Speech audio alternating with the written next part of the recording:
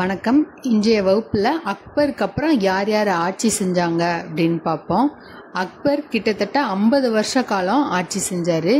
இவருக்கு இவரோட பேரன் குஷ்ரு தான் ஆட்சிக்கு வரணும்னு ஆசை. இருந்தாலும் அவரோட பையன் சலீம் நூருதீன் ஜஹாங்கீர்ன்ற பேர்ல அரியணை ஏறுவார்.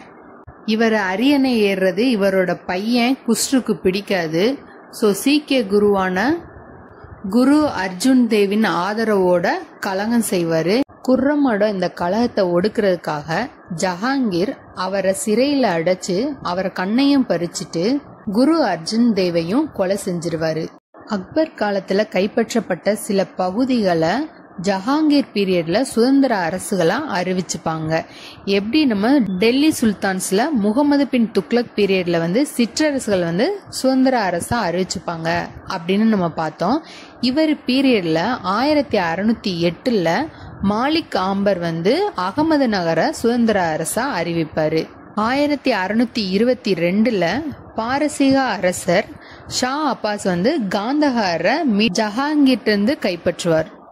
ஜஹாங்கீர் காந்தஹாரை திருப்பி கைப்பற்ற நினைச்சாலும் அவரால் முடியாது. ஏன்னா ஆல்ரெடி அவருடைய இன்னொரு மகனான குர்ரம் கிளர்ச்சி செஞ்சுக்கிட்டு இருப்பாரு. ஏன் அவர் கிளர்ச்சி செய்வாரு அப்படின்னா, ஜஹாங்கீரின் மனைவி மெஹருநிசா இவங்கள ஜஹாங்கீர் நூர்ஜஹான் அப்படின்னு சொல்லுவாரு. என்னதான் ஜஹாங்கீர் அரியணையில ஏறி ஆட்சி செஞ்சாலும் உண்மையான அதிகாரம்ன்றது அவங்களுடைய மனைவி மெஹருநிசாட்ட தான் இருக்கும். சோ இது குர்ரம்க்கு பிடிக்காது. அதனால கிளர்ச்சியில இறங்கியிருப்பாரு. இவரோட பீரியட்ல மேஜரா நடந்த விஷயம் என்ன அப்படின்னா, இவரோட அவைக்கு பிரிட்டிஷர்ஸ் ஃபேக்டரி இந்தியால கட்டுறதுக்காக பர்மிஷன் கேட்டு வருவாங்க. ஆனா பிரிட்டிஷர்ஸ் இந்தியாவுக்கு வர்றப்ப முகலாய மன்னரா அக்பர் இருந்திருப்பாரு. இனிஷியலா அவங்க ஜஹாங்கீர் அவைக்கு எதுக்கு வருவாங்க, வணிகத்தளம் அமைக்கணும் அப்படின்றதுக்காக பர்மிஷன் கேட்டு வருவாங்க. நாளடைவுல என்ன ஆச்சு அப்படின்னா, நம்ம அவங்கள்ட்ட பர்மிஷன் கேட்டுதான் நம்ம நாட்டுல என்ன பண்ணணுன்றதையும் முடிவு பண்ணாங்க. யாரு இவரோட அவைக்கு பர்மிஷன் கேட்க வந்தாரு அப்படின்னா, 1608 ஹாக்கின்ஸ் வருவாரு. அவருக்கு பர்மிஷன் கொடுக்காம திருப்பி அனுப்பிச்சிருவாரு. அதுக்கப்புறம் 1613 இங்கிலாந்து அரசர் முதலாம் ஜேம்ஸ் அனுப்பி சர் தாமஸ் ஸ்ட்ரோ வருவாரு. அங்கிட்ட வணிகத்தளம் சூரத்துல கட்டுறதுக்கு பர்மிஷனும் வாங்கிட்டு போயிருவாரு.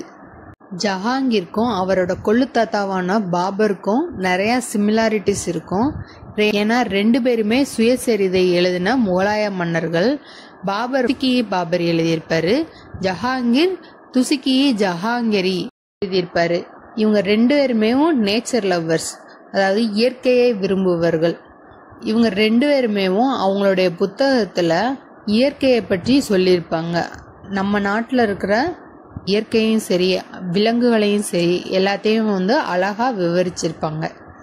2 பேருமே தோட்டம் அமைக்கிறதுல இன்ட்ரெஸ்டா இருந்திருப்பாங்க. நம்ம ஆல்ரெடி பார்த்தோம், சார்பாக் சிஸ்டத்தை உருவாக்குபவர் யாரு அப்படின்னா, அதாவது நாற்கரம் தோட்டம் அமைக்கிறத இன்ட்ரடியூஸ் பண்றதேவும் பாபர் தான்.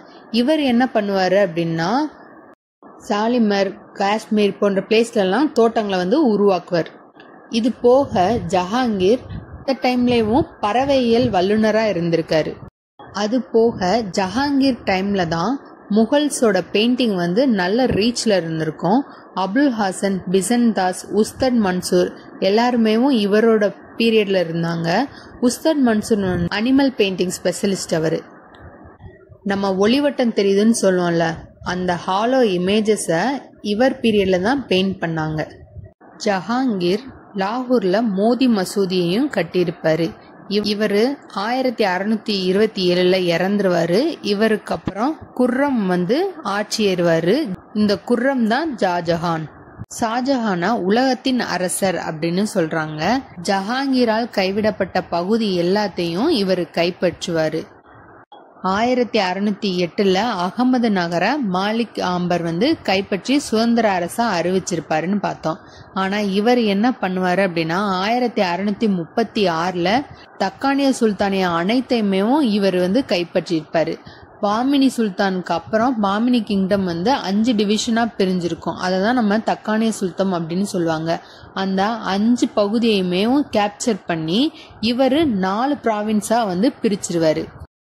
அகமது நகர், காந்தேஸ், பெரார் மற்றும் தெலுங்கானா இந்த 4 பகுதிகளா பிரிச்சு அத அவரோட பையன் அவுரங்கசீப்ப ஆளுநரா நியமிச்சிருப்பாரு. 1638ல காந்தஹாரை கைப்பற்றுவாரு. ஜஹாங்கீர் பீரியட்ல காந்தஹாரை கேப்சர் பண்ணிருவாங்க. 1622ல பாரசீகர் மன்னர் ஷா அப்பாஸ் கைப்பற்றுவாரு அப்படின்னு பார்த்தோமா. ஆனா ஷாஜஹான் பீரியட்ல திருப்பி காந்தஹாரை கைப்பற்றுவாரு.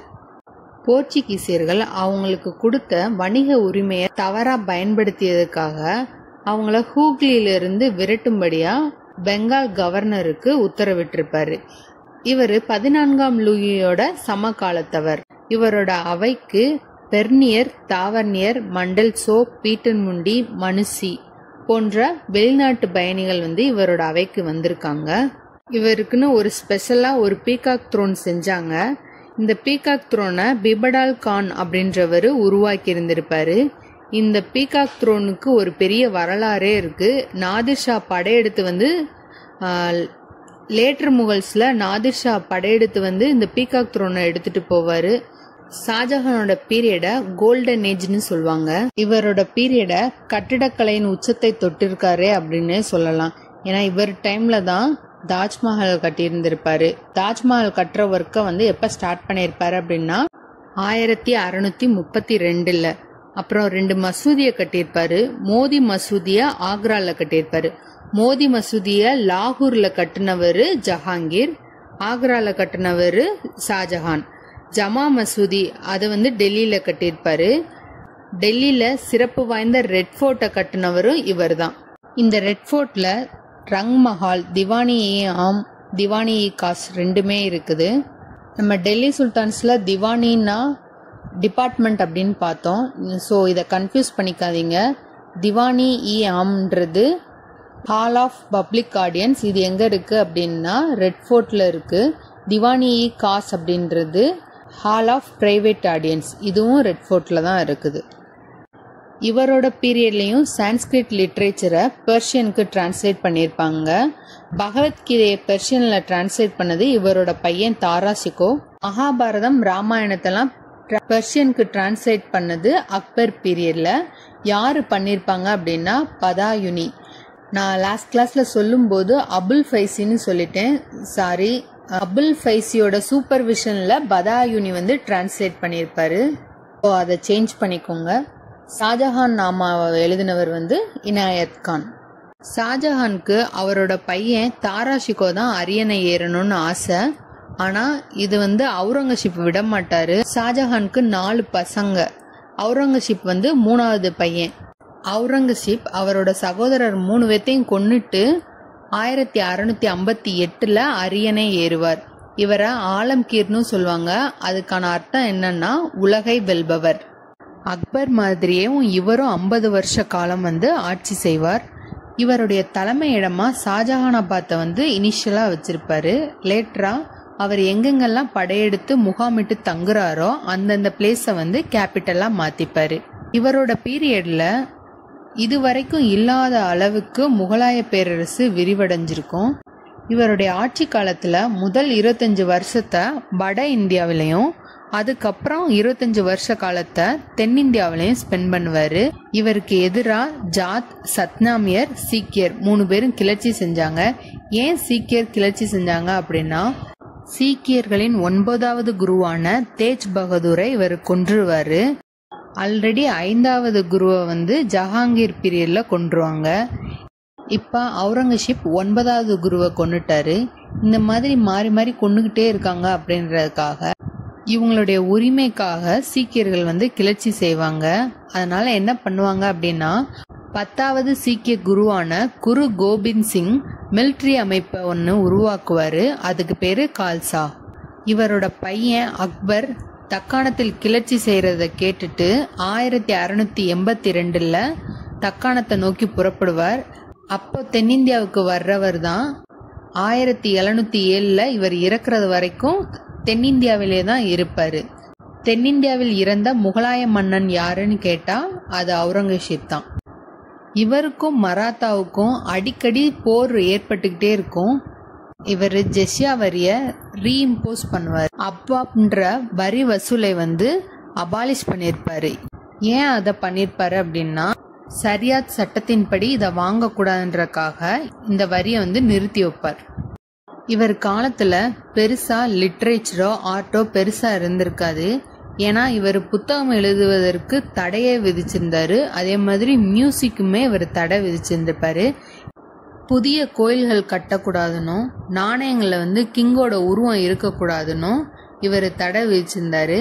ஆனா பழைய கோவில்களை பழுது பார்க்கறதுக்கு பர்மிஷன் கொடுத்திருந்தாரு. இவரோட அவையிலையும் ஹிந்து அபிஷியல்ஸ் நிறைய பேர் இருந்தாங்க. இவரை பர்சனலா பார்த்தோம்னா வெல் டிசிப்ளின் மேன். குடிப்பழக்கம் இருந்திருக்காது. அதே மாதிரி ஆடம்பரமாவும் வாழ்ந்திருக்க மாட்டாரு. அதனால இவரை ஜிண்டாபீர் அப்படின்னு சொல்லுவாங்க. அப்படின்னா லிவிங் செயின்ட்னு அர்த்தம்.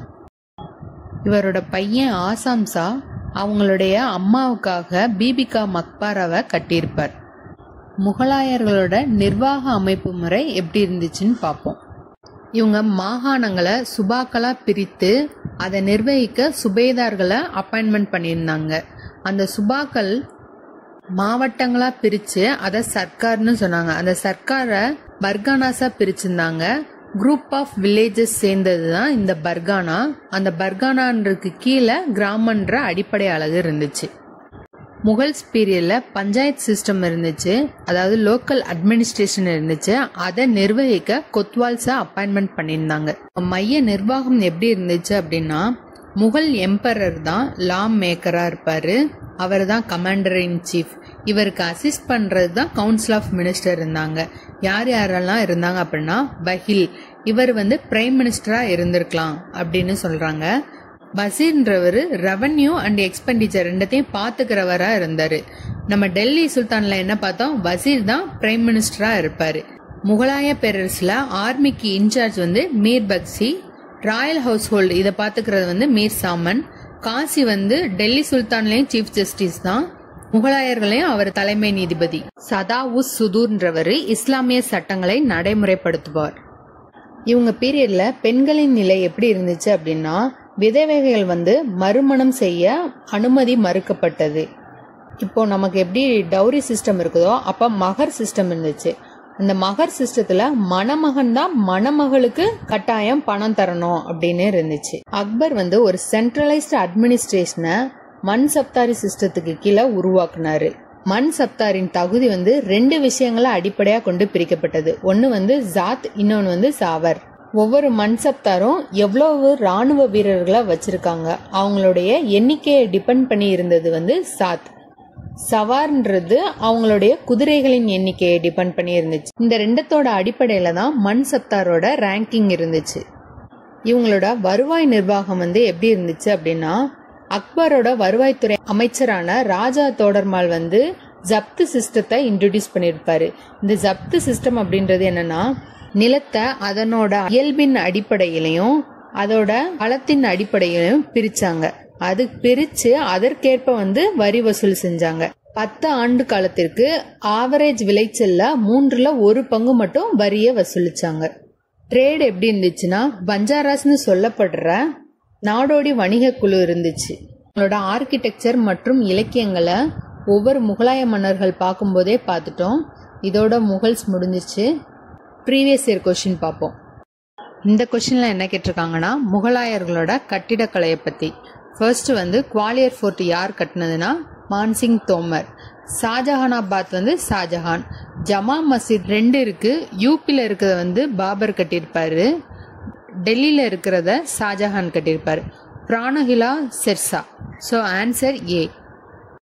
இந்த கொஸ்டின்ல என்ன கேட்டிருக்காங்க, ஆலம்கீர் நாமாவை எழுதியது யார்? Munshi Mirza Muhammad Kasim. Next question, the 2 Mughal emperors who wrote their autobiographies were Babur and Jahangir. Babur துசிகி பாபர் எழுதியிருப்பாரு. ஜஹாங்கீர் துசிகி ஜஹாங்கீர் எழுதியிருப்பார். இந்த கொஸ்டின்ல எது சரியான கூற்றுன்னு கேட்டிருக்காங்க. Humayun Nama compiled by Gulbadan Begum. Correct. Badauni translated the Bhagavata Purana into Persian. இது தவறு. பதுனி என்ன பண்ணிருப்பாருன்னா, அக்பர் கேட்டுக்கிட்டதுக்கு இணங்க ராமாயணத்தையும் மகாபாரதத்தையும் பெர்ஷியன்ல டிரான்ஸ்லேட் பண்ணியிருப்பாரு. தோடர்மால் தான் பாகவத புராணத்தை பாரசீக மொழியில டிரான்ஸ்லேட் பண்ணியிருப்பாரு. பகவத்கீதையை பெர்ஷியன்ல டிரான்ஸ்லேட் பண்ணவர் தாரா ஷிகோ. ஹஜி இப்ராஹிம் சர் ஹிந்தி அதர்வ வேதத்தை மொழிபெயர்த்தார். ஸோ 2 மட்டும் தவறு, மீதி 3 correct. So option B answer. இந்த கொஷின்ல ராங் பேர் என்னன்னு கேட்டிருக்காங்க. ஷாஜஹான் நாமாவை ஏற்றியது இனாயத் கான். ஸோ இது ராங். துசிகி ஜஹாங்கிரி ஜஹாங்கீர் தான், துசிகி பாபரி பாபர் தான், Humayun Nama Gulbadan Begum. So option A answer. இந்த கொஸ்டின்ல என்ன கேட்டிருக்காங்கன்னா, the cultivable land under the Zabti system was always known as அப்படின்னு கேட்டிருக்காங்க. ஜப்தி சிஸ்டம்னா என்னன்னு பார்த்தோம். லேண்டை அதோட நேச்சரோட அடிப்படையிலையும் ஃபர்டிலிட்டியை வச்சும் தரம் பிரிப்பாங்க அப்படின்னு. ஸோ அதில் பயிரிடக்கூடிய நிலம் போலஜ் அப்படின்னு சொல்றாங்க. Next question, Lal Qila was constructed of red sandstone by. Lal கிலான்றது ரெட் ஃபோர்ட்டோட இன்னொரு நேம் தான். இதை கட்டியவர் ஷாஜஹான். நெக்ஸ்ட் கொஸ்டின், முகலாயர் ஆட்சியில் அமைதியை பேணுவதில் சுபேதாருக்கு உதவியாக இருந்தவர் ஃபௌஜ்தார். இதோட முகல்ஸ் பார்த்துட்டோம். இன்னும் 90 டேஸ் தான் இருக்கு குரூப் 1க்கு. ஸோ எல்லாரும் ஃபோக்கஸாக படிங்க. இனி ரெகுலர் கிளாஸ் இருக்கும் எக்ஸப்ட் சண்டே. நாளையிலிருந்து ஐஎன்எம் லீடர்ஸை ஒவ்வொருத்தராக பார்த்துருவோம்.